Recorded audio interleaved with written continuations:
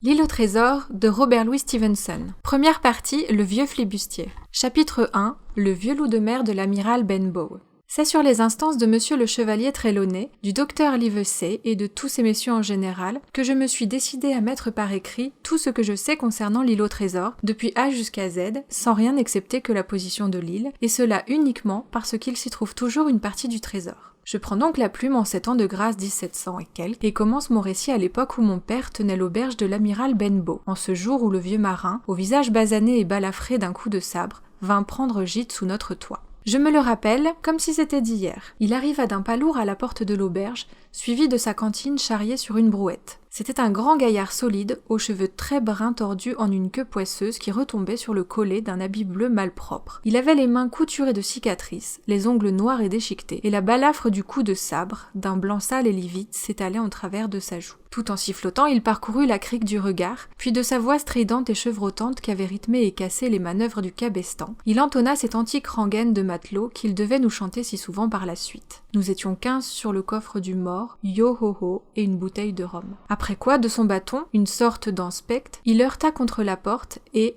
à mon père qui s'empressait, commanda brutalement un verre de rhum. Aussitôt servi, il le but posément et le dégusta en connaisseur, sans cesser d'examiner tour à tour les falaises et notre enseigne. Voilà une crique commode, dit-il à la fin, et un cabaret agréablement situé. Beaucoup de clientèle, camarade ? Mon père lui répondit négativement. Très peu de clientèle, si peu que c'en était désolant. Eh bien alors, reprit-il, je n'ai plus qu'à jeter l'ancre. Et l'ami, cria-t-il à l'homme qui poussait la brouette, accostez ici et aidez à monter mon coffre. Je resterai ici quelque temps, continua-t-il. Je ne suis pas difficile, du rhum et des œufs au lard, il ne m'en faut pas plus. Et cette pointe là-haut pour regarder passer les bateaux. Comment pourriez-vous m'appeler ? Vous pourriez m'appeler capitaine. Ah, je vois ce qui vous inquiète. Tenez. Et il jeta sur le comptoir 3 ou 4 pièces d'or. Vous me direz quand j'aurai tout dépensé, fit-il, l'air hautain comme un capitaine de vaisseau. Et à la vérité, en dépit de ses piètres effets et de son rude langage, il n'avait pas du tout l'air d'un homme qui a navigué à l'avant. On l'eût pris plutôt pour un second ou pour un capitaine qui ne souffre pas la désobéissance. L'homme à la brouette nous raconta que la malle-poste l'avait déposé la veille au Royal George et qu'il s'était informé des auberges qu'on trouvait le long de la côte. On lui avait dit du bien de la nôtre, je suppose, et pour son isolement, il l'avait choisi comme gîte. Et ce fut là tout ce que nous apprîmes de notre hôte. Il était ordinairement très taciturne. Tout le jour, il rôdait alentour de la baie ou sur les falaises, muni d'une lunette d'approche en cuivre. Toute la soirée, il restait dans un coin de la salle, auprès du feu, à boire des grogs au rhum très fort. La plupart du temps, il ne répondait pas quand on s'adressait à lui, mais vous regardait brusquement d'un air féroce, en soufflant par le nez telle une corne d'alarme.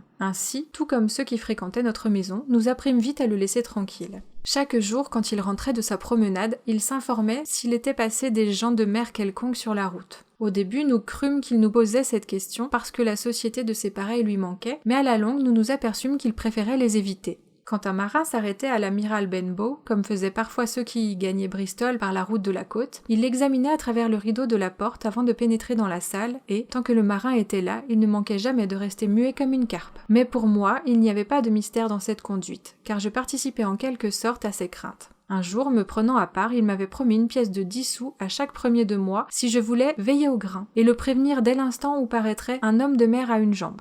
Le plus souvent, lorsque venait le premier du mois et que je réclamais mon salaire au capitaine, il se contentait de souffler par le nez et de me foudroyer du regard. Mais la semaine n'était pas écoulée qu'il se ravisait et me remettait ponctuellement mes 10 sous en me réitérant l'ordre de veiller à l'homme de mer à une jambe. Si ce personnage hantait mes songes, il est inutile de le dire. Par les nuits de tempête où le vent secouait la maison par les 4 coins, tandis que le ressac mugissait dans la crique et contre les falaises, il m'apparaissait sous 1000 formes diverses et avec 1000 physionomies diaboliques. Tantôt la jambe lui manquait depuis le genou, tantôt dès la hanche, d'autres fois c'était un monstre qui n'avait jamais possédé qu'une seule jambe, située au milieu de son corps. Le pire de mes cauchemars était de le voir s'élancer par bonds et me poursuivre à travers champs. Et somme toutes ces abominables imaginations me faisaient payer bien cher mes 10 sous mensuels. Mais, en dépit de la terreur que m'inspirait l'homme de mer à une jambe, j'avais beaucoup moins peur du capitaine en personne que tous les autres qui le connaissaient. À certains soirs, il buvait du grog beaucoup plus qu'il n'en pouvait supporter, et ces jours-là, il s'attardait parfois à chanter ces sinistres et farouches vieilles complaintes de matelots, sans souci de personne. Mais d'autres fois, il commandait une tournée générale et obligeait l'assistance intimidée à ouïr des récits, ou à reprendre en chœur ses refrains. Souvent, j'ai entendu la maison retentir du yo-ho-ho et une bouteille de rhum, alors que tous ses voisins l'accompagnaient à qui mieux mieux pour éviter ses observations. Car c'était, durant ses accès, l'homme le plus plus tyrannique du monde. Il claquait de la main sur la table pour exiger le silence. Il se mettait en fureur à cause d'une question, ou voire même si l'on n'en posait point, car il jugeait par là que l'on ne suivait pas son récit. Et il n'admettait point que personne quittât l'auberge avant que lui-même, ivre-mort, se fût traîné jusqu'à son lit.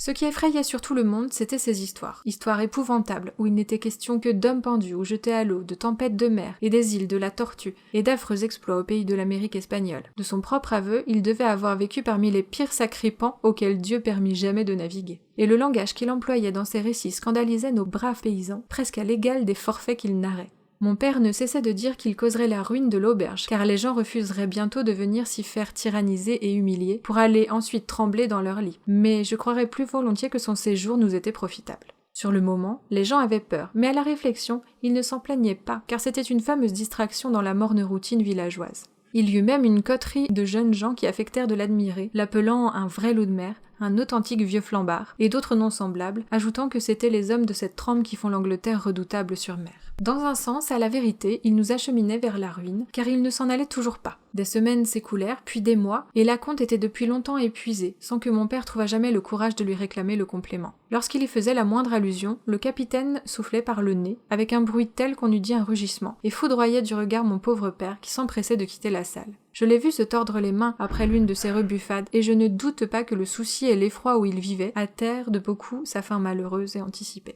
De tout le temps qu'il logea chez nous, à part quelques paires de bas qu'il acheta d'un colporteur, le capitaine ne renouvela en rien sa toilette. L'un des coins de son tricorne s'étant cassé, il le laissa pendre depuis lors, bien que ce lui fût d'une grande gêne par temps venteux. Je revois l'aspect de son habit, qu'il rafistolait lui-même dans sa chambre de l'étage et qui, dès avant la fin, n'était plus que pièce. Jamais il n'écrivit ni ne reçut une lettre, et il ne parlait jamais à personne qu'aux gens du voisinage, et cela même presque uniquement lorsqu'il était ivre de rhum. Son grand coffre de marin, nul d'entre nous ne l'avait jamais vu ouvert. On ne lui résista qu'une seule fois, et ce fut dans les derniers temps, alors que mon pauvre père était déjà gravement atteint de la phtisie qui devait l'emporter. Le docteur Livesey, venu vers la fin de l'après-midi pour visiter son patient, accepta que ma mère lui servît un morceau à manger, puis en attendant que son cheval fût ramené du hameau, car nous n'avions pas d'écurie au vieux Benbow, il s'en alla fumer une pipe dans la salle. Je l'y suivis et je me rappelle encore le contraste frappant que faisait le docteur, bien mis et allègre, à la perruque poudrée à blanc, aux yeux noirs et vifs, au maintien distingué, avec les paysans rustaux, et surtout avec notre sale et blême épouvantail de pirate, avachi dans l'ivresse et les coudes sur la table. Soudain, il se mit, je parle du capitaine, à entonner son sempiternel refrain. Nous étions 15 sur le coffre du mort, yo ho ho et une bouteille de rhum. La boisson et le diable ont expédié les autres, yo ho ho et une bouteille de rhum. Au début, j'avais cru que le coffre du mort était sa grande cantine de là-haut dans la chambre de devant, et cette imagination s'était amalgamée dans mes cauchemars avec celle de l'homme de mer à une jambe. Mais à cette époque, nous avions depuis longtemps cessé de faire aucune attention au refrain. Il n'était nouveau, ce soir-là, que pour le seul docteur Livesey, et je m'aperçus qu'il produisait sur lui un effet rien moins qu'agréable, car le docteur leva un instant les yeux avec une véritable irritation avant de continuer à entretenir le vieux Taylor, le jardinier, d'un nouveau traitement pour ses rhumatismes. Cependant, le capitaine s'excitait peu à peu à sa propre musique, et il finit par claquer de la main sur sa table d'une manière que nous connaissions tous et qui exigeait le silence. Aussitôt chacun se tut, sauf le docteur Livesey qui poursuivit comme devant, d'une voix claire et courtoise, en tirant une forte bouffée de sa pipe tous les 2 ou 3 mots. Le capitaine le dévisagea un instant avec courroux, fit claquer de nouveau sa main, puis le toisa d'un air farouche, et enfin lança avec un vil et grossier juron « Silence là-bas dans l'entrepont !»« Est-ce à moi que ce discours s'adresse, monsieur ?» fit le docteur, et quand le butor lui eut déclaré avec un nouveau juron qu'il en était ainsi, « Je n'ai qu'une chose à vous dire, monsieur, » répliqua le docteur, « c'est que si vous continuez à boire du rhum de la sorte, le monde sera vite débarrassé d'un très ignoble gredin. » La fureur du vieux drôle fut terrible. Il se dressa d'un bond, tira un coutelas de marin qu'il ouvrit, et le balançant sur la main ouverte,